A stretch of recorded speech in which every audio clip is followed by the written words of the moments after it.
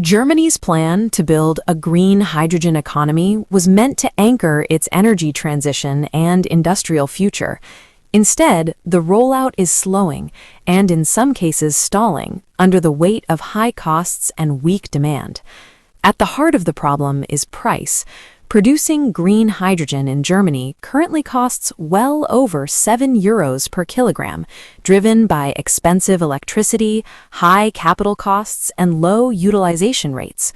That is far above the level most industries can absorb.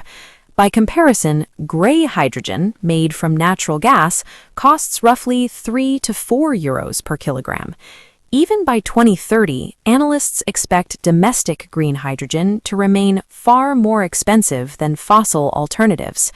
That gap has created a classic chicken and egg problem. Developers need long-term buyers to justify investment, but industrial users are unwilling to sign contracts at current prices. As a result, many projects remain delayed, downsized, or canceled. On paper, Germany's hydrogen infrastructure is enormous.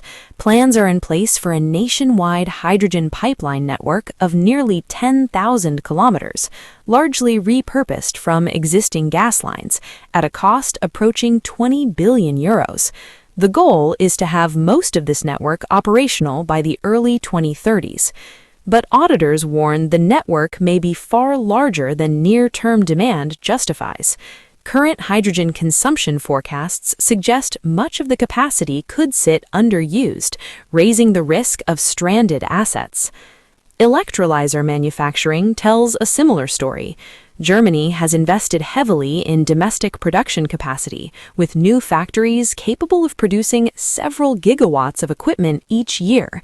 Yet, only around 1 gigawatt of electrolyzer projects currently have final investment decisions, far short of the country's 10 gigawatt target for 2030. Globally, competition is intensifying. China now dominates electrolyzer manufacturing, supplying the majority of global capacity at prices far below European producers. Chinese equipment can cost a fraction of EU-made systems, putting pressure on German manufacturers and exposing supply chain vulnerabilities. Storage is one area where Germany has an advantage. Its extensive salt cavern geology can store large volumes of hydrogen, potentially covering national and even wider European needs. However, this strength matters little if production and demand fail to materialize. Imports are increasingly central to Germany's strategy. Policymakers expect a majority of hydrogen supply to come from abroad by 2030, delivered via pipelines from nearby regions or as shipped ammonia from more distant producers.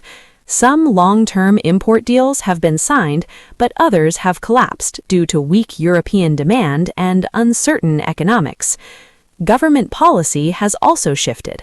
While Germany maintains ambitious climate goals, recent budgets have trimmed hydrogen funding and pushed spending further into the future. Officials are moving away from open-ended subsidies toward more cautious, market-based support, while loosening strict definitions of what qualifies as green hydrogen to ensure supply. Industry response has turned cautious.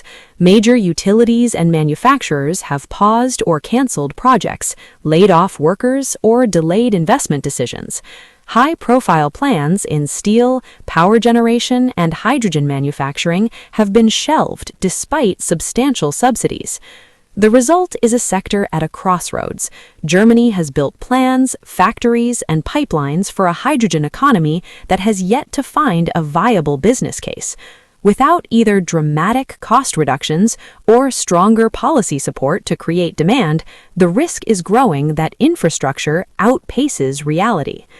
Germany's green hydrogen ambition is not dead, but for now it is moving far more slowly and far more expensively than originally promised.